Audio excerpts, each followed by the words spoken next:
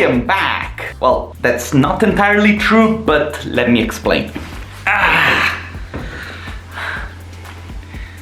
So Pepper is like, F off Dad, I'm sleeping. Where do I start? So we left Tel Aviv, we're back in Europe, a new place, new country, new office. This is my office, it's a little bit dark. I'm testing out the studio lighting because I'm trying to get the perfect light for my videos. I'm gonna do a tour of my new studio. It's not finished yet. I'm waiting for my computer to be delivered from Germany. There is still a lot of mess. Look, all the... Let me switch on the light. There is a lot of rubbish that I still have to get rid of. So it's true that I'm back, but I'm not in full productive mode. And this is because I still have to take care a little bit of all the mess that there is in the studio. There is still a lot of things that I have to do in terms of housekeeping for my business. The past month I spent it in Vienna working on the D2 Online, which was actually an amazing show. 22,000 people tuned in during that 1 week event, and we had 15 speakers, a bunch of workshops every day for an entire week instead of having the physical event because, you know, thanks to Corona, we had to cancel the live D2 show, and so we decided to create this online event for free for everybody to watch. Anyway, the event is still live. You can go and watch it on the D2 channel. Today, what I want to share with you guys is an interview that I did with my friends at Solid Eye, which is a visualization and design company based in Malta. I think that this is going to be an interesting conversation because these guys are doing a lot of cool things despite being located on an island and being exposed to a small, almost regional market, if you like. But anyway, I'm gonna start making more videos in the future. I'm sorry that I took these couple of months as a break. I'm not back in full production mode just yet. It's going to take me a little bit longer, but bear with me. I have a lot of nice content planned and there are some news for this channel. Also, another thing that we're doing at the moment, we're working on bringing you new rendering competitions over at the D2 conference. The competitions were very successful over on my channel, and since our intentions with the D2 is to build communities, these activities are very good for building communities. We decided to bring them from my channel to the D2 conference channel. So if you're not subscribed to the D2 conference channel, head over because there we're going to announce new competitions and new shows very soon. Enough of me talking. Enjoy this conversation with the guys from Solid Eye. 3, 2, 1, and we're recording. Josmar, Roderick, how are you guys? Okay, we're fine, thank you. I'm very happy to have you on the show because we've been knowing each other for a couple of years through the D2 conference, and I sort of like saw you coming in very shy at the very beginning, and now you are doing some very exciting projects, and I'm so excited for you to be able to give you my platform to sort of like talk a little bit about this exciting news that you guys have. First of all, would you mind introducing yourself for those who are watching that don't really know you? So basically, I am Josmar, and together with Roderick, 3 years ago, we started our small studio. It's called Solid Eye, basically. We are from Malta. I'm sure that many people don't really know where actually Malta is located, but it's somewhere between North Africa and south of Italy. And yes, soon it will be our 3rd year of operation, and hopefully we started small, but we would like, of course, to progress and grow both skill-wise and maybe open up a little bit in terms of projects as well. And so yes, we are actually very excited for the upcoming years for us. And basically, just to keep adding a bit to what Josmar already told, we mainly are working on the fields of obviously CGI and 3D visualization. However, we are also designers, so we work in both product design and interior design. which obviously we deliver as the same package, which is design and visualization. And based on our past experience working in the private sector as well, we are also able to work in a bit of motion graphics and mainly visuals for marketing campaigns and such agencies as well. I like that about you, and I remember from the conversation that we had last week, one of you mentioned the fact that the company has evolved because of what the clients expect in Malta, the island mentality, and I hope that we're going to touch a little bit about this later on. For now, I want to talk about this project that you guys have done for, actually it wasn't a commission project, it's a project that you have decided to take on your own and develop it, and it came out, I think that it came out very interesting. Do you guys mind to expand a little bit on this, what this project was and how it happened and how it evolved over time? Basically, we had started just some talks among friends, so to speak. It's between us and another friend of ours who is also a creative person, but mostly in the area of writing and performance arts. And we thought we could create something together involving our skill sets. So from Solid Ice, and it would have been visuals, and from his end would be sort of more creative direction in the sense of storytelling and story writing as well. And basically we come up with this project called Fife, which basically encompasses utopic and dystopic scenarios located within the islands that make up Malta. I have the pictures.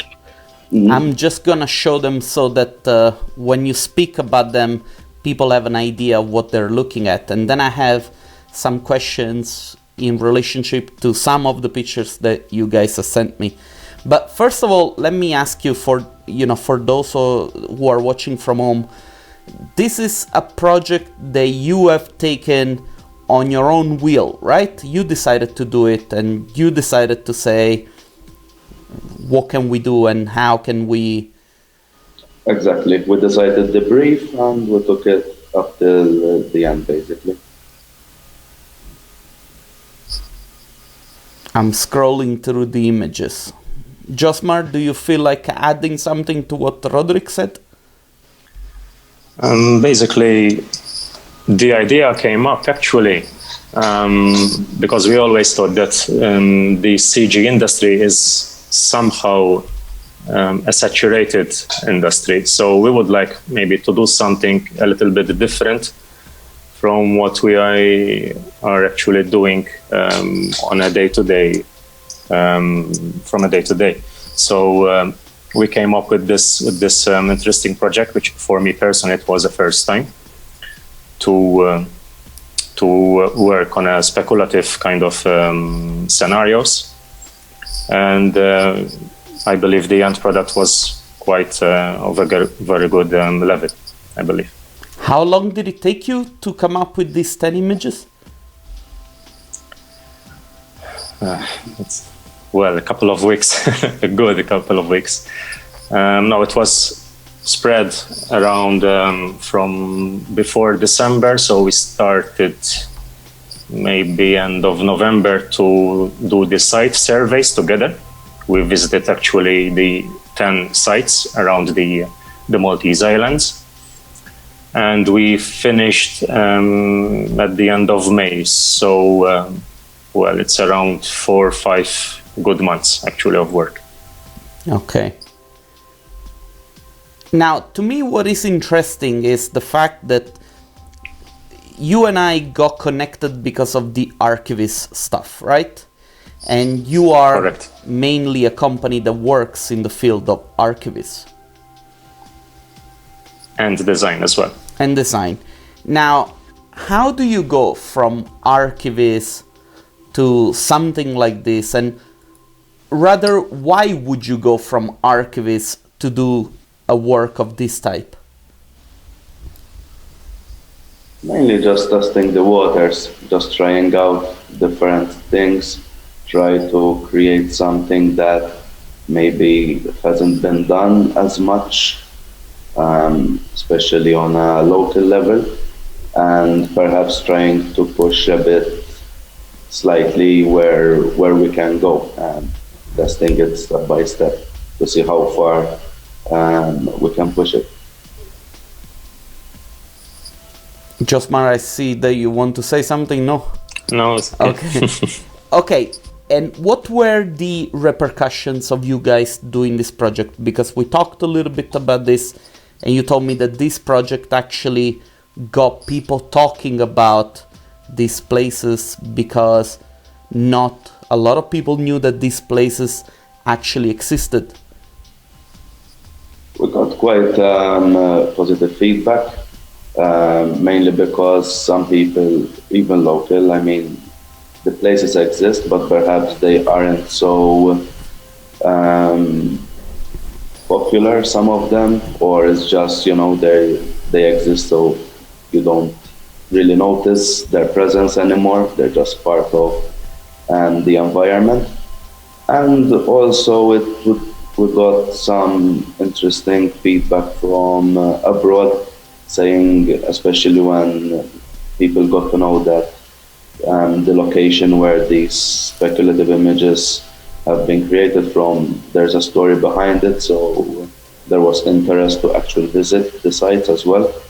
But overall, we got, from the online exhibition, we got quite a good amount of feedback with regards to the overall project. Also the fact that it was sort of a traditional art exhibition, so to speak, but in a virtual environment due to the current world situation.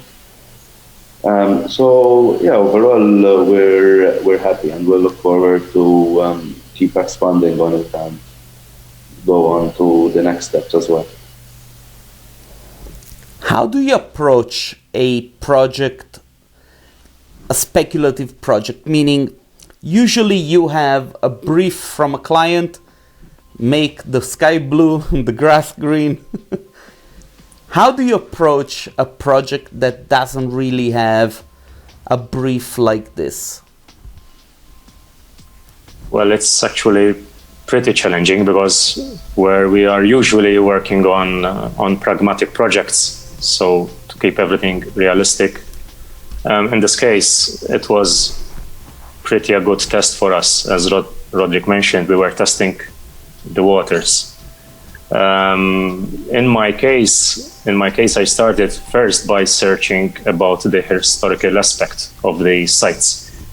Maybe I can get some ideas from a historical event, for example, about a particular site, which in fact, some of them are actually based on a historical event. Well, then about being creative, it's, well, of course, this is a teamwork, so we had a lot of discussions together with Galea, who was the art director. And that's basically it. So basically, it's a collective work. It's a collective ideas which put into one context. Is this project now opening up some new doors for you? For instance, are there new industries that you're thinking, or that maybe, people contacted you, or that you're thinking of contacting, where you can use this set of new developed skills to sort of like expand your ability to serve clients with your artistic work? There is quite a lot of possibilities that can amalgamate sort of the art world with the design world and architecture, and as well as, even like fine arts. So it doesn't have to be something that exists in real life to actually handle it and create a story about it. And we are looking into creating projects now with entities which we can incorporate the fantastical world and the speculative world with the real and historic world. Maybe we can create sort of scenarios which could engage more interest from the general public of the products or of the services of these companies. It's basically trying to diversify or change the way that perhaps a story is presented. We were also we talked a little bit about tourism being involved in this whole thing. Is it something that I dreamt of or that we actually discussed the last time that we had a conversation? No, it's actually, we said it could be a possibility. 3D visuals actually can be used in different ways, like promoting a state, for example, or promoting a historical event or an area. So yes, it's a possibility which actually it might be very interesting to explore. Yeah, absolutely. I think that now that the project is actually done, the only thing that you have to do is to raise awareness and send it to people and show it around, and maybe some possible collaborations will come out. I don't know. Yeah, looking forward to that. Something as well that, it's maybe us as 3D artists have the possibilities to play with also memories. Let's say, for example, you visit a historical location where an event took place, which happened for just a brief period of time. We can actually recreate, faithfully or no, that memory again, so more people can experience again. I think these possibilities that can start from abstract thought, they have quite a great deal of potential in our industry. Yes, that's very true. Would you guys mind talk a little bit about what it's like to work as a designer and as an artist in Malta? Because this is peculiar. Are there many companies doing the stuff that you do in Malta? Well, when it comes to CG, not really a lot of companies are doing CG work. When it comes to design, product designs, spatial design, yes, there are a lot of studios and companies. But as I mentioned last time and that we talked, in my personal opinion, since Malta is a small state, it's a small island, the market is very small. So I personally believe that you should be a little bit versatile, you should be a little bit flexible. It's important to diversify your skills. Then maybe in the long run, okay, you focus on 1, 2, or 3 skills, but at this period of, I believe we are in a position where we can explore different areas, even for example 3D, and it can open up in different sectors. So I believe that it's important at the moment that we should a little bit be flexible in terms of services we provide, and then we see what's working actually for us. Is this something that also clients expect from you? Not really, no. Actually, it's not something which is expected, but last time I gave you an example. If, for example, you take the construction industry, for example, and the construction industry can do from start to finish the project, it's better than from a company which is providing, for example, the first 4 steps of the project, as I said, because of the size of the market. In our case, in the context of design and 3D, we tried to somehow amalgamate the two skills together. And we are providing both design, but also we're providing in-house the 3D aspect of the project. So like that, probably it will give us an edge, perhaps, on our competitors, probably. Yeah, I see. Let me ask you, in the future, do you plan to do more of these projects? And how are you going to sort of squeeze these projects within your working pipeline? Because I guess that you're busy also doing the commercial work, and this might take a little bit of time. How are you planning to manage this? We are quite aware of this at the moment.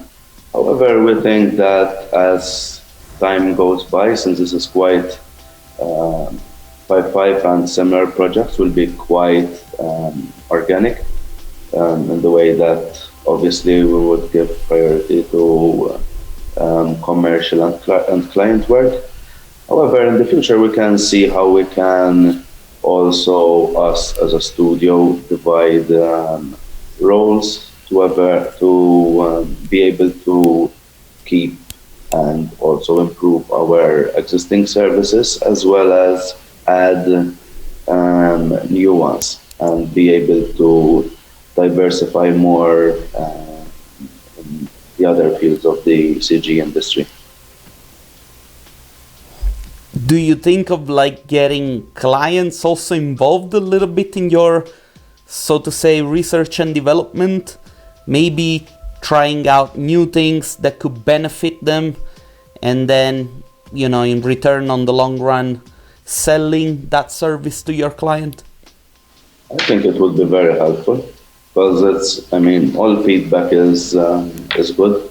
There's always room to learn and improve. So there could be something that the first 10 people thought it was good and the 11th person thought it was bad. And so that would allow us to think, is it really bad? Can it still be improved? And obviously there's always room for improvement. So I believe that constructive criticism is essential to anyone, especially those in the creative industries. Now, you know, the thing that I find fascinating about you guys is the fact that the community in Malta, it's not very big, right? No. You don't really get a chance to meet up and meet people and have a drink and discuss ideas. Is it hard for you to keep yourself motivated because you sort of like want to strive, but you don't want to strive just for the standards of Malta? You want to strive as being a good artist overall, right? It is a struggle, actually. Okay, go ahead, Roderick. That's okay. What I was going to say is it is quite a struggle being a very small community. However, I believe that the general intention is as a whole, is to obviously keep going forward. We don't really find things that block our way, to be honest. It's quite a nice environment to live and work in. Obviously, being an island nation, it is a bit harder to access additional markets, but however, it is still quite possible, and people have succeeded in the past, and I'm sure it will be an even easier process the way that we're going in. Josmar, what were you saying before you stopped? It is actually a struggle just to continue with Roderick, because even sometimes I feel that the fact that Malta is an island, the mentality, it is a little bit conservative as well. So just to give you an example, I remember when last time the last edition of D2, not of this summer, but of 2019, there was a studio from Mexico or Colombia, if I'm not mistaken. I forgot the name, honestly. They showed a project, a property marketing project. I think it's a company from Canada, but the owner is from Colombia. Okay, could be, yes. Correct. And with I remember woman. Yes. And he showed us a very interesting project, which I personally really liked. And the way they promoted property, they showed, for example, an octopus wrapped around the project, which for me was extremely fascinating. It takes just a small thought, like portraying a sea life together with the development, and you gave a different dimension, a different how do you say, a different line of thought, and like that you of course you will how do you say, you put your project to a different level to what we are usually seeing online. So if something like that, probably we propose something like that locally, probably the chances are that they will think that we are a little bit far-fetched, for example. Well, maybe in Malta people are more afraid of octopuses than people in Canada.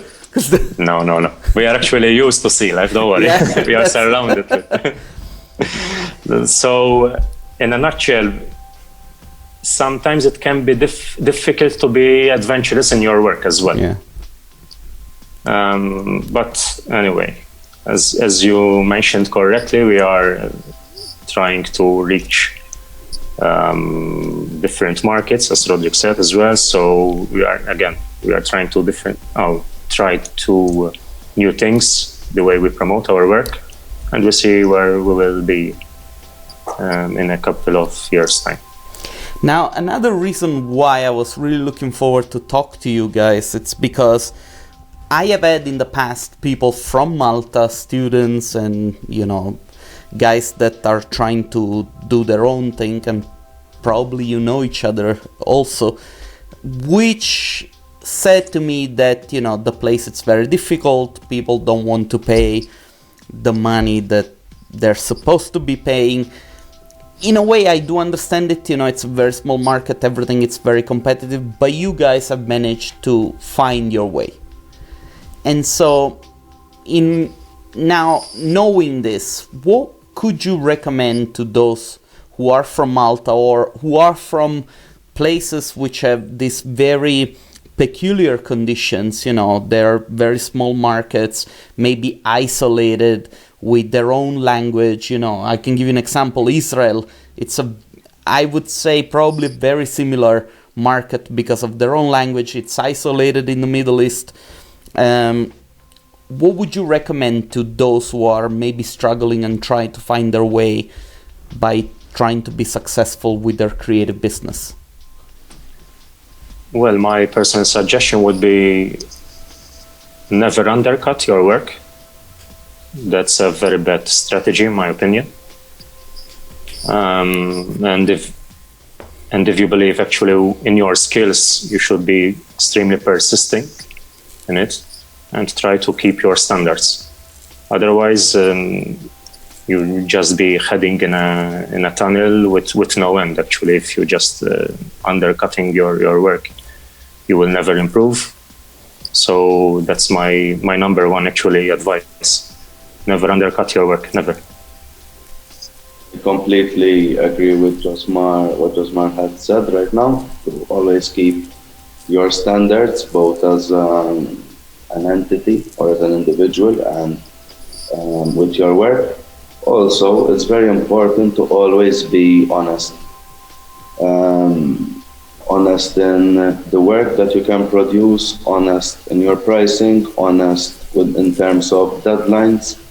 So from my personal experience, both working in the private sector as well as for the past 3 years as part of Solidai, if you set expectations to a client, if they know what they will receive and if they will receive good work, they will be happy and you will be recommended. And from there you can slowly start growing. And as well, patience. It takes time and a lot of sacrifice, especially in the beginning. You will not be guaranteed a paycheck, your own paycheck. But if you believe in your own skills and you keep pushing, there is a good chance to actually make it. I'm not saying these words like someone who has already arrived. I'm still in the way. So we are all going in the same direction, hopefully. Well, I appreciate how humble and how down to earth both of you guys are. I remember the very first conversation that I had with Josmar at the D2. I was like, he's such a nice person. And then I think I met you, Roderick, the year after, right? Well, the same year. Oh, the same year, okay. Yes. I apologize. I still get to meet 500 people a year. It's a little bit hard to keep track of everything. But anyway, I just wanted to say, first of all, believe it or not, we've been talking for 30 minutes. I was, supposedly I thought that this was going to be a 10 or 15 minutes video. It's okay, it's great. I want to thank you guys for taking the time to answering these questions and also for being so patient with me because of the move and everything. We had to move a little bit this interview around. I want to say thank you again, and I want to make sure that if anybody have a question, they can find you. Where can they come and see you? Where can they come and find you if people want to talk to you? Well, our website is solidai.eu. We are as well on Facebook and Instagram as well, solidai.studio on Instagram.